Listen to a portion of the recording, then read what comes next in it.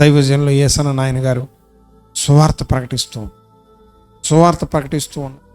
ఆ రక్షణ సువార్త ఒక పాపి రక్షింపబడటానికి, ఒక మోసగాడు రక్షింపబడటానికి, ఒక అబద్ధికుడు రక్షింపబడటానికి, ఒక వెలివేయబడిన బిడ్డ రక్షింపబడటానికి, ఒక త్రోసివేయబడిన బిడ్డ రక్షింపబడటానికి ఆయన చేసిన బలియాగం, ఆయన కనబరిచిన ప్రేమ, ఆయన ఓర్చుకున్న విధానం దైవజనుడు లేఖనాలను వివరిస్తూ ఉండగా ఒక తల్లి చాలా శ్రద్ధగా వింటుందంట.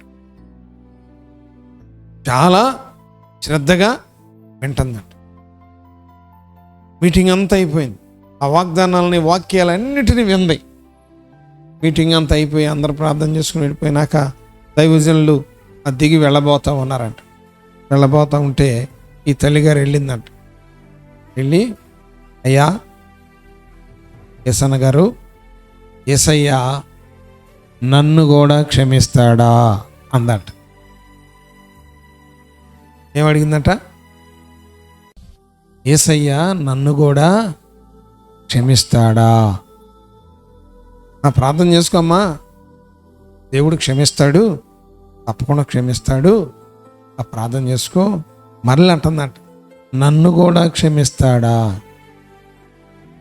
పాపులను రక్షించడానికి క్రీస్తు యేసు ఈ లోకానికి వచ్చాడమ్మా, తప్పకుండా క్షమిస్తాడు. క్షమించలేనంత తప్పు నువ్వేం చేసావు? మరలా అంటుందంట, నన్ను కూడా క్షమిస్తావా? నువ్వు కూడా క్షమిస్తాడా? వెళ్ళి ఆయన ఆగి,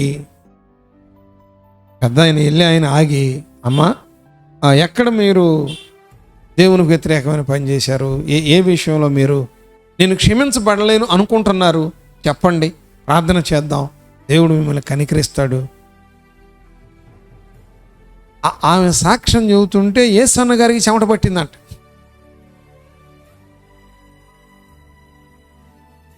ఏమిటయ్యా అంటే, ఈమె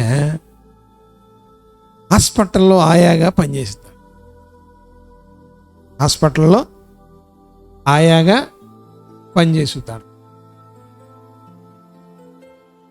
ఒక స్త్రీ డెలివరీ అవ్వగానే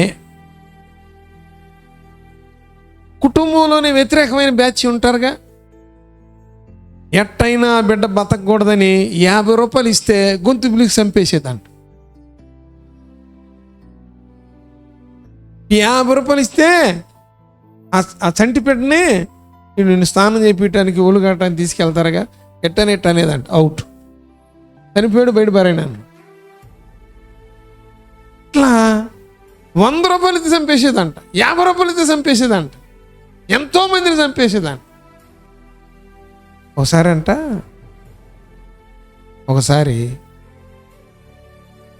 తన కన్న బిడ్డని చంపేయటం కన్న తల్లి చూసిందంట. కన్న తల్లి చూసి ఆ బాలెంతకి మైండ్ పోయిందంట. మైండ్, బిడ్డ చచ్చిపోయాడు, భార్యకి మైండ్ పోయింది. ఈ సంఘటన చూసి భర్త పిచ్చోడైపోయాడు. భర్త పిచ్చోడే, గొంతు పిసిగేయటం, బయట కాళ్ళలో బారేయటం. ఇట్లా తాను చేసిన, అంటే వాక్యాలు వింటున్నప్పుడు, వాగ్దానాలు గుర్తు చేసినప్పుడు, దేవుని దీర్ఘశాంతము, దేవుని కృప తెలియజేస్తున్నప్పుడు, అరే రే రే రే నేను ఎంత పాపం చేశాను, ఎంత పొరపాటు పడ్డానని పశ్చాత్తాప హృదయంతో, అయినా నన్ను క్షమిస్తాడా? నాకు క్షమాపణ ఉంటుందా? ఇంత ఘోరమైన పనులు చేశానే అని మరి ఆమె చెప్పిన అన్నీ చెబుతుంటే ఈయనకి ఇంతకుముందు ఎప్పుడు విని ఉండడు, గ్రహించి ఉండడు. ఏదన్నా ఒకళ్ళని పొరపాటు పడ్డారంటే అది ఓకే, ఏమి లిస్టు 100లో ఉంది. హాస్పిటల్ వాళ్ళు కనిపెట్టలేకపోయారు, తల్లిదండ్రులు ఒక్కళ్ళు కనిపెట్టారు, మైండ్ పోయింది వాళ్ళకి. మైండ్ పోయిన వాళ్ళు ఏం చెబుతారా? చెప్పలేరుగా. అక్కడికక్కడే యేసన్న గారు మోకరించి, ప్రభువా ఒప్పుకుందయ్యా, ఒప్పుకుందయ్యా. మీ దాసుడు పౌలయ్యను మీరు జ్ఞాపకం చేశారు. హింసకుడు, దోషకుడు, హానికరుడు, అతను రక్షింపట్టడానికి నువ్వు కనికరం చూపించావు. పశ్చాత్తాప హృదయంతో వచ్చి నన్ను దేవుడు క్షమిస్తాడా? క్షమించలేనంత ఘోరమైన పాపాన్ని నేను చేశానని హృదయపూర్వకంగా ఒప్పుకుంటుంది. నాయన జ్ఞాపకం చేసుకో అని అర్థం చేశాడు. దేవునామ స్తోత్ర, దేవునామ స్తోత్ర. కనుక క్రీస్తునందు ప్రియ దేవుని బిడ్డలారా, మనం రక్షింపబడాలని, మనం మారుమనసు పొందాలని.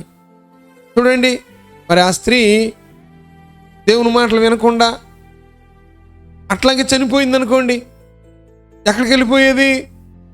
నిత్య నరకాగ్నికి. దుష్టుడు తన దుష్టత్వం వలన మరణించడం నాకేమాత్రం ఒప్పుకుంది, విడిచిపెట్టిందే కా పాప.